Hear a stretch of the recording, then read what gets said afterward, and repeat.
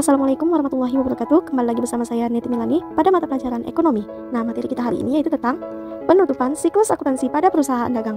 Akuntansi perusahaan dagang secara simpel adalah pelaporan keuangan suatu perusahaan yang menghasilkan barang dan jasa. Nah, penutupan siklus akuntansi perusahaan dagang ini adalah salah satu bagian dari akuntansi perusahaan dagang. Ini adalah tahapan terakhir yang dilakukan setelah berbagai tahapan lainnya, yakni seperti laporan laba rugi, laporan perubahan modal, laporan perubahan neraca, dan neraca saldo setelah penutupan. Nah, di sini maksudnya neraca saldo setelah penutupan adalah langkah pengujian terakhir. Hal yang terakhir dilakukan pengujian adalah tentang penetapan pengujian serta pemindahan pembukuan ayat jurnal penyesuaian serta jurnal penutupan. Nah, langkah selanjutnya yang harus dilakukan adalah membuat jurnal pembalik. Ini merupakan jumlah yang dibuat guna membalikan ayat jurnal penyesuaian. Dengan ini, maka akan ada perkiraan baru sehingga pencatatan yang selanjutnya akan semakin mudah. Tahapan dalam penutupan siklus akuntansi perusahaan dagang. Nah, sebelum mengetahui tahapannya, Anda harus mengetahui tentang definisi dari jurnal penutup. Nah, itu merupakan ayat jurnal yang isinya adalah memindahkan nilai sisa pendapatan, beban, serta pengembalian privat dari masing-masing perkiraan yang nantinya akan diteruskan. Perkiraan tersebut akan dimasukkan dalam perkiraan modal. Meskipun begitu, nantinya baik pendapatan maupun bebannya akan dipindahkan ke dalam ikhtisar laba rugi. Isi dari ikhtisar itu adalah pengumpulan jumlah total debit dari akumulasi jumlah beban dan juga kredit. Ini diambil dari seluruh pendapatan yang ada pada jangka waktu atau tahun tersebut. Nah, fungsi dari jurnal penutup ini sebenarnya sangat simpel. Fungsinya adalah untuk membuat perkiraan nominal saldo nol atau mungkin yang tidak bersaldo.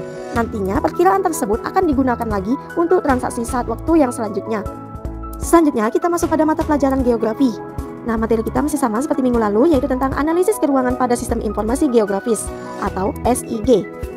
Akan tetapi yang kita bahas hari ini yaitu tentang analisis keuangan pada sistem informasi geografis yang terkait pada kesehatan lingkungan. Nah, teman-teman, seringkali kan kesehatan lingkungan itu dihubungkan dengan lingkungan hidup. Apa ya yang dimaksud dengan lingkungan hidup? Lingkungan hidup merupakan kesatuan ruang dengan semua benda, daya, keadaan, dan makhluk hidup, termasuk manusia dan perilakunya yang mempengaruhi alam itu sendiri.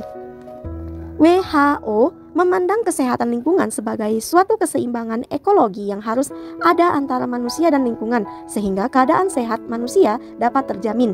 Lingkungan sehat mencakup lingkungan permukiman, tempat kerja, tempat rekreasi, dan fasilitas umum. Nah, kesehatan lingkungan juga dipengaruhi oleh bahaya lingkungan mencakup 3 faktor, yaitu yang pertama, faktor biologis, misalnya bakteri dalam air minum atau makanan. Yang kedua, faktor kimia, misalnya timbal dalam tanah. Dan yang ketiga, faktor fisik, misalnya yang terkait dengan desain perumahan dan sistem transportasi.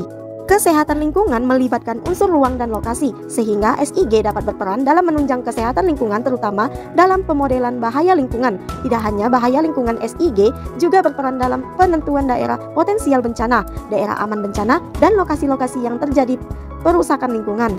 Nah, sampai di sini dulu pembahasan kita hari ini. Wassalamualaikum warahmatullahi wabarakatuh. Sampai ketemu lagi pada pertemuan berikutnya.